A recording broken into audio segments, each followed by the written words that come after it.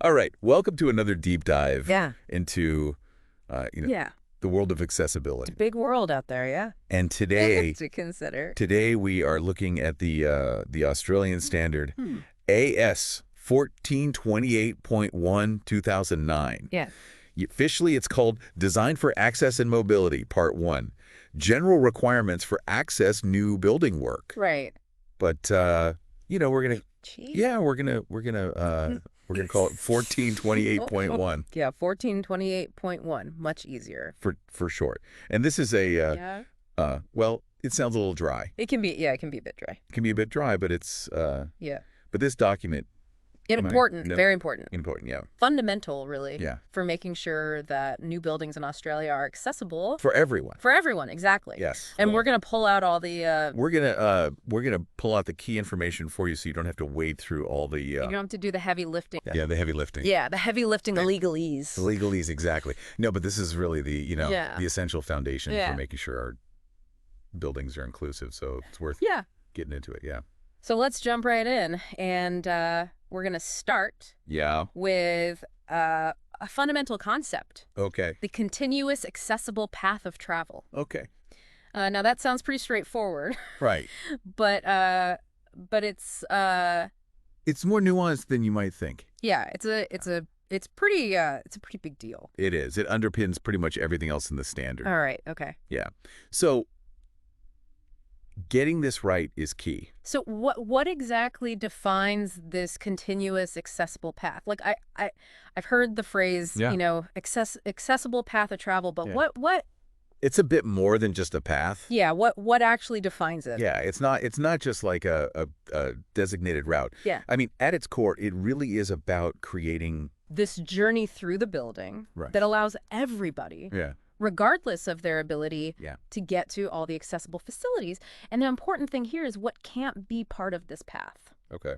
So that's your steps, your stairways, your turnstiles, revolving doors, right. escalators, and moving walkways. Okay, so it has to be So it needs to be continuous, seamless, and yeah. uninterrupted, like a nice, smooth, easy. It makes sense. It makes sense. It's logical. Yeah. But yeah, that single principle Yeah. underpins so much of everything else that's in this standard. Okay, so Yeah. no surprise barriers. Right. No surprise, barriers. Okay, so Yeah. now the standard goes into a lot of detail about the actual dimensions of these paths. Right. What are some of the key measurements that we need to Right. think about?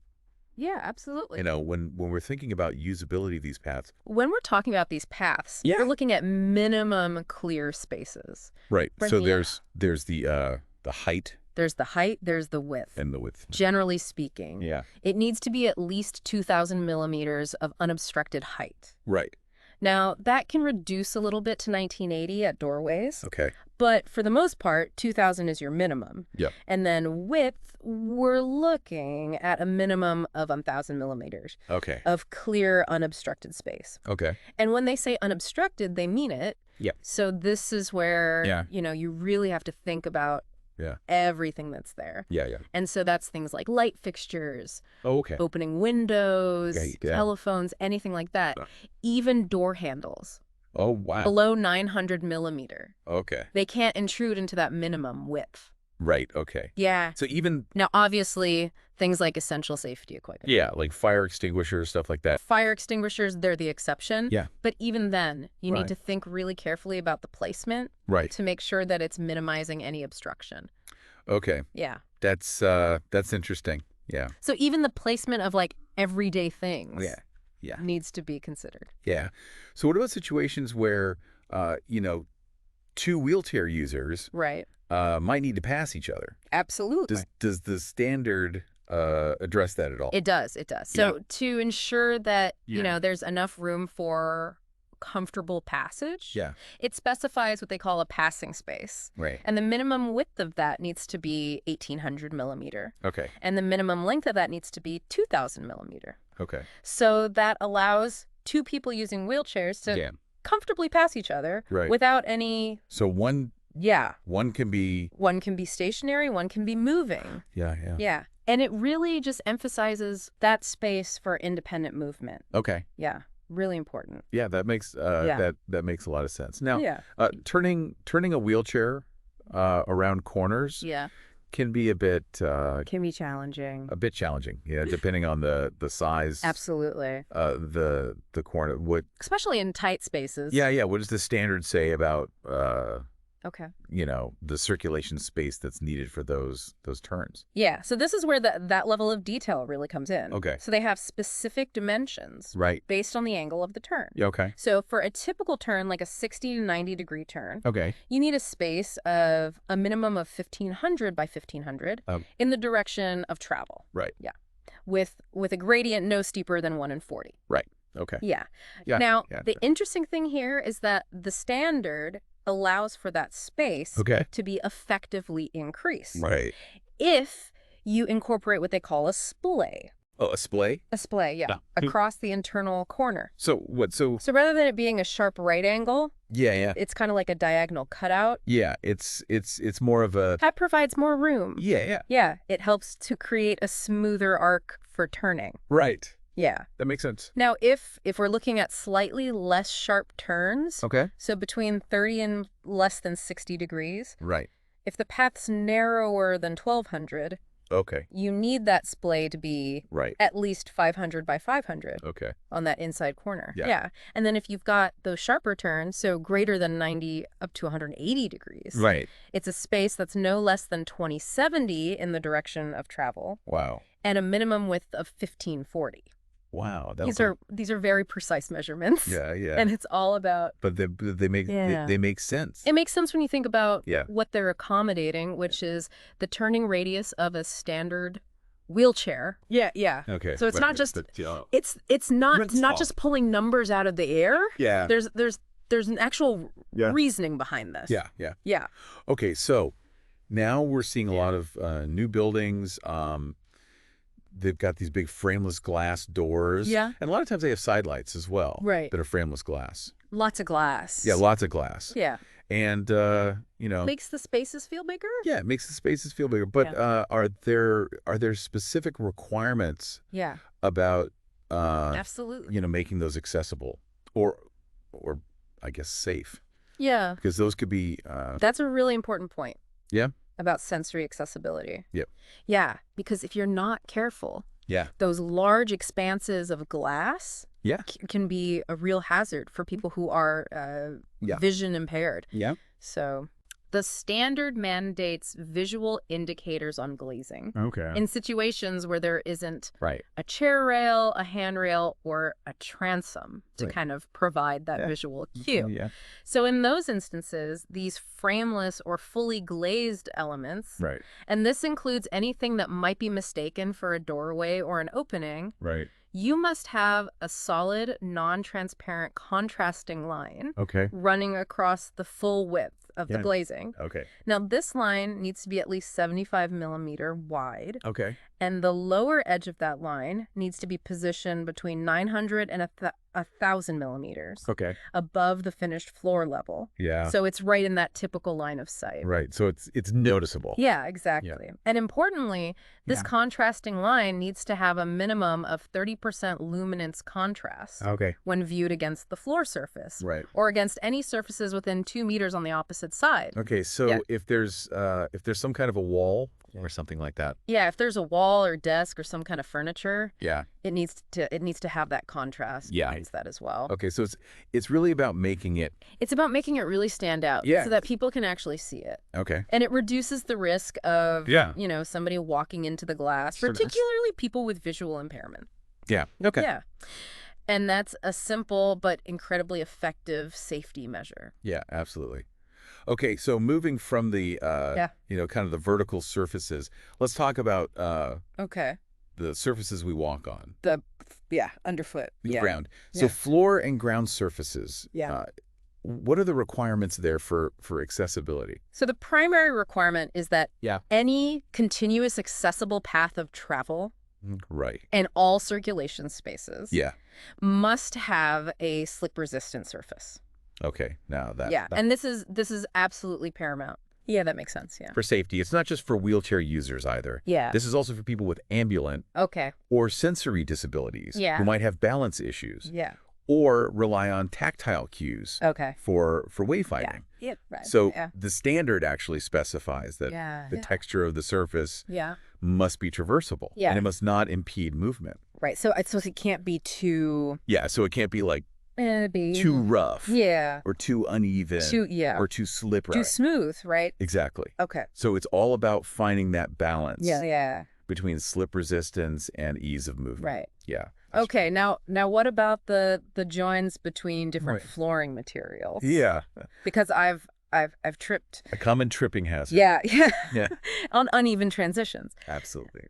Are there tolerances for how? Yeah, there are specific tolerances Yeah. where surfaces meet. Yeah. So Let's do- yeah.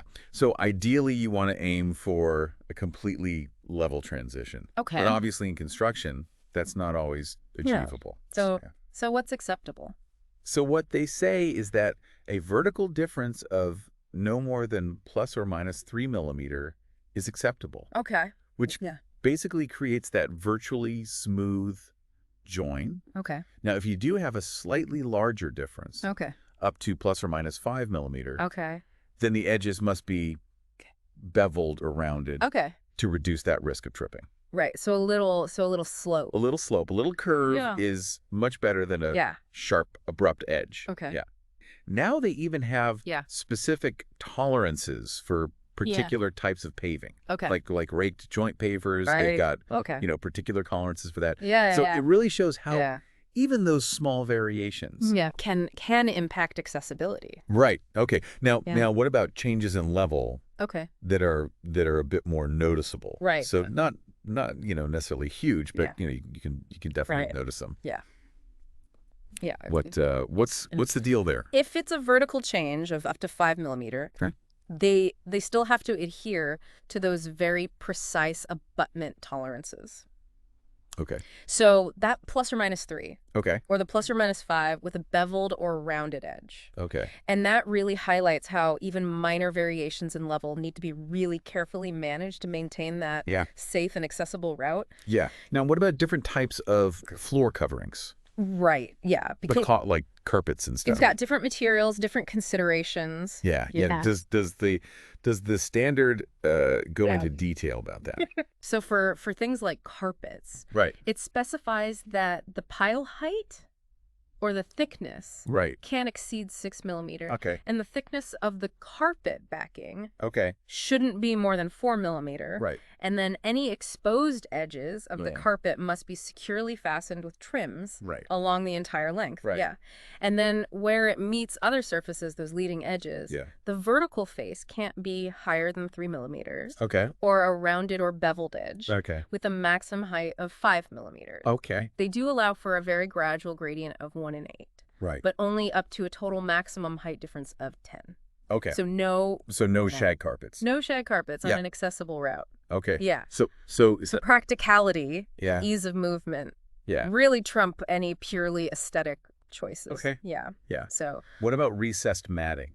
okay, so this is, That you see. yeah, At entrances of buildings. that's right. Yeah. To trap dirt and things. Yeah. Yeah. Does the standard Yeah. cover those as well? They've got different requirements Right. depending on the material. So, So yeah. what are some examples there? so for things like metal and bristle types, Yeah. the surface can be no more than 3 millimeters Okay. above or below the Wow. surrounding surface Right. if the edge is vertical, or Yeah. up to 5 millimeters if it's rounded or beveled. Okay. And then for your carpet type matting, Okay. the compressed surface must be Like either top. level or slightly above the surrounding surface. Yeah. Again, with those same Right. level differences. Okay. And finally, those those metal grates that we see in walkways and stuff for drainage. For drainage and other services. Yeah. Yeah. Are there any Yeah. There are some accessibility issues with those. considerations? Definitely. Yeah. Particularly the size of the openings. Right. Yeah, because Yeah. you don't want wheels getting caught, Right. or canes and things like that. Yeah. So Yeah. So what's the So for circular openings, Yeah. they can't be greater than 13 millimeters in diameter. For Okay. slotted openings, Right. they can't be wider than 13 millimeter either. right? But importantly, Wow. the long dimension of the slot Yeah. has to be oriented perpendicular or Right. transverse to the primary direction of travel. Right. Okay. So, So the slot, the slots run yeah, perpendicular so- to and so- the direction you're walking, Right. which helps ensure that the wheels roll over the slots Right. rather than getting stuck in them. Okay, that makes Yeah. thanks. Now, if the slotted openings are narrower Right. than 8 millimeters, Okay. then they can run continuously. Okay. Across the entire width Okay. of the path of travel. Okay. Interesting. But yeah, it's all about, Yeah. making sure that those different mobility aids Yeah. can traverse the surfaces easily. Okay. Cool. Yeah. All right. So let's move on to Yeah. something that I think is extremely important, It is. and that is signage. Signage. Yeah. Signage Right. is obviously critical for people with sensory disabilities. Absolutely, yeah. Particularly people with vision impairment and Hearing impairments as well. hearing impairments. Yeah. What are the key requirements Yeah. for accessible signage? The Building Code of Australia, or the BCA, Yeah. actually refers directly to AS 1428.1. Okay. And specifically, it's specification D3.6. Okay. Which outlines all the requirements for braille and tactile signage. Okay. So Yeah. so if signage is required, Yeah. it has to be It has to be provided in tactile format. Okay. Yeah. So what kind of information needs to be presented? So primarily, it's for identifying sanitary facilities. Right. So each accessible toilet Right. needs to have a sign with both raised and visual versions of the International Symbol of Access. Okay. It also needs raised and visual, Right. male and female symbols Yeah. where applicable. Yeah. Yeah. But crucially, there also must be raised text Okay. in title case. Right. So that's with the first letter of each main word capitalized, Yeah. and that might be male toilet, for example.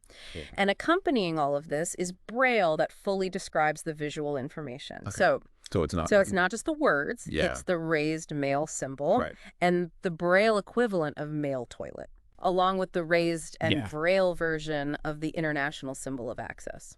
Okay. Yeah. So it's very much a multisensory Yeah. approach to identification.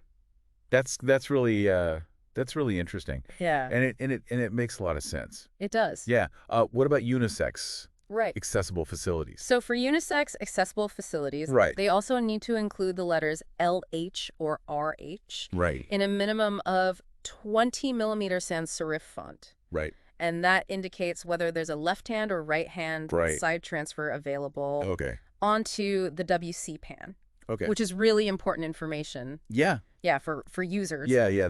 That's a very practical piece Yeah. of information. Yeah. Yeah. Now, what about the entrances to areas Right. containing multiple sanitary facilities? Yeah, so entry doors to airlocks, for example, that serve areas containing multiple facilities need to be identified with both raised text Right. and braille Yeah. and raised and visual symbols Okay. for each type of sanitary facility Right. that's located within. Okay. So if there's, for example, male, female, and accessible toilets, Right. that entry sign would include the symbols for each. Okay. But only one symbol per type of facility is needed. Okay. And if the male and female facilities are separate, Right. there should be a dividing line between their respective symbols. Okay. Yeah. So, and how are these different elements Okay. So laid out? Like yeah, so they can be set out either individually okay. or in a modular format. Right. They can be arranged horizontally or vertically, Okay. but they must always include Right. the raised text Okay. and the corresponding braille, and then any necessary raised and visual symbols. Okay. Now, where words are used, they must always be displayed horizontally. Okay. Yeah. They also specify a consistent mounting height Right. for these identification signs, Yeah. which should be between 1200 and 1600 Okay. above the finished floor level. Right. And finally, it's worth noting that Yeah. the signage for a sanitary compartment designed for ambulant disabilities